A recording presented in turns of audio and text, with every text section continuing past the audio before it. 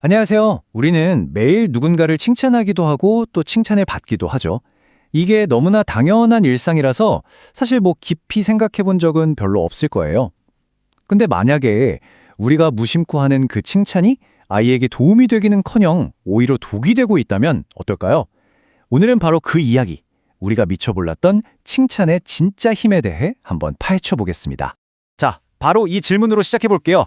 지금 여러분이 자녀나 아니면 주변 사람들에게 하는 칭찬들 있잖아요. 그거 정말 그 사람을 위한 걸까요? 아니면 혹시 그 속에 나도 모르는 어떤 다른 의도가 숨어 있는 건 아닐까요? 한번 솔직하게 생각해 보자고요. 이 문장, 이게 오늘 이야기의 핵심입니다. 그러니까 칭찬이라는 게 그냥 기분 좋다 하고 끝나는 말이 아니라는 거죠. 이 자료에 따르면요, 모든 칭찬에는 분명한 목적이 숨어 있다고 해요. 기쁨을 주려는 목적, 자신감을 키워주려는 목적, 심지어는 칭찬하는 내가 좋은 사람처럼 보이고 싶은 목적까지도요. 자, 그럼 모든 칭찬에 목적이 있다는 말, 좀 더 구체적으로 들어가 볼까요? 우선 첫 번째로 짚어볼 건 칭찬이 그냥 좋은 말이 아니라 문화에 따라서 아주 정교하게 사용되는 굉장히 강력한 도구라는 점입니다. 문화마다 칭찬하는 방식이 얼마나 다른지 한번 보세요. 서양 부모들은 보통 아이가 잘했을 때 말로 잘했어 하면서 내 행동이 맞아 이렇게 딱 확인을 시켜주죠. 근데 반대로 일본 부모들은 아이가 뭔가 잘못했을 때 말없이 그냥 부드럽게 안아서 바로 잡아준대요. 방식은 완전히 다르지만 목표는 똑같습니다. 바로 아이의 행동을 내가 원하는 방향으로 이끌어가는 거죠. 이렇게 칭찬이 아이를 이끄는 도구가 될 수 있다는 건 뒤집어 말하면 의도치 않게 엄청난 압박이 될 수도 있다는 뜻이겠죠. 지금부터는 그 좋은 의도가 어떻게 독이 되는지 칭찬의 그 어두운 이면을 한번 제대로 들여다보겠습니다. 말이 좀 세죠? 근데 이게 사실일 수 있다는 겁니다. 칭찬이 아이의 행동을 유도하기 위한 일종의 조종 전략으로 쓰일 수 있다는 거예요. 아니, 이게 어떻게 가능하냐고요? 바로 이런 공식이 있습니다. 첫 번째, 모든 똑똑한 아이는 어떻다. 이런 식으로 절대적인 규칙을 딱 만들어요. 그리고 두 번째, 아이가 가장 듣고 싶어하는 말, 너는 똑똑하다는 칭찬을 해주는 거죠. 그리고 마지막에 원래 내가 원했던 요구, 잠 좀 자라를 쓱 들이미는 겁니다. 그럼 아이는 똑똑하다는 그 칭찬을 잃기 싫어서 그 말을 따를 가능성이 높아지는 거죠. 물론 애들이 그렇게 호락호락하지만은 않죠. 어떨 땐 나는 착한 사람 아니에요 소리치면서 되레 반발하기도 합니다. 결국 이런 식의 칭찬은 아이를 동등한 인격체로 대우하는 게 아니라는 점에서 분명한 한계를 가져요.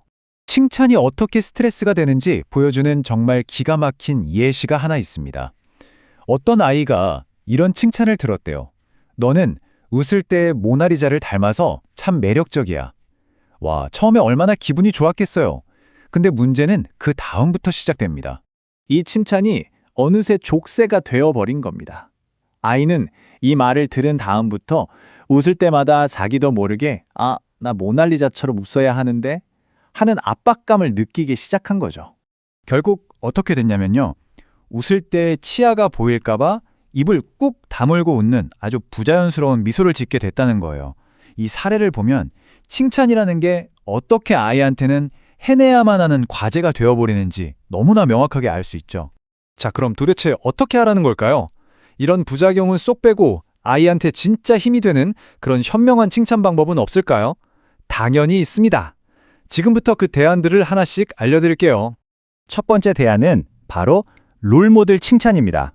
이건 아이가 진짜 좋아하는 아이돌이나 영웅, 그런 우상을 활용하는 거예요.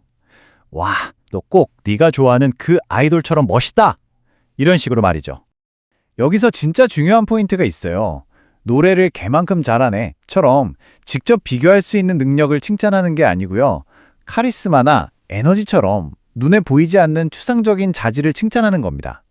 이렇게 하면 아이는 내가 우상이랑 뭔가 본질적으로 통하는구나 라고 느끼면서 훨씬 더 큰 자신감을 얻게 된다고 해요. 다음은 간접 칭찬입니다.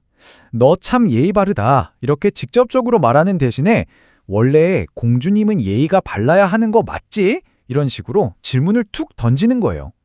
그럼 아이는 이게 무슨 뜻이지? 하고 생각하는 과정에서 자연스럽게 사고력이랑 이해력이 쑥쑥 크는 거죠. 너 시험 잘 봤네. 너 그림 잘 그린다. 같은 결과 중심 칭찬은 아이한테 다음에도 잘해야 돼 하는 부담감이란 실패에 대한 두려움을 줍니다. 하지만 진실성이나 쾌활함 같은 성품에 대한 칭찬은 그런 부담 없이도 긍정적인 자아상을 만드는데 정말 큰 도움이 돼요.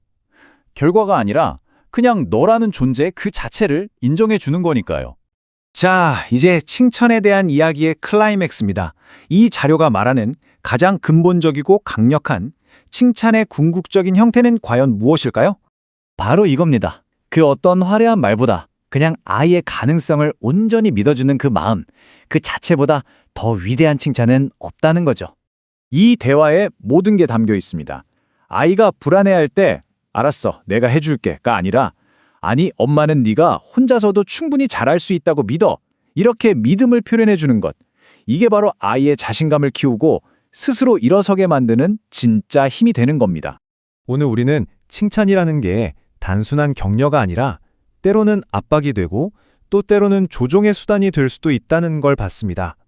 그리고 더 나은 대안들까지 살펴봤죠. 이제 마지막으로 여러분 자신에게 질문을 던져볼 시간입니다.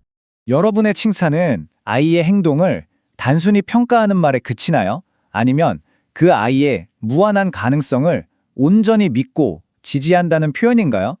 오늘 이 이야기가 여러분의 칭찬에 대해 다시 한번 깊이 생각해보는 그런 계기가 되었으면 좋겠습니다.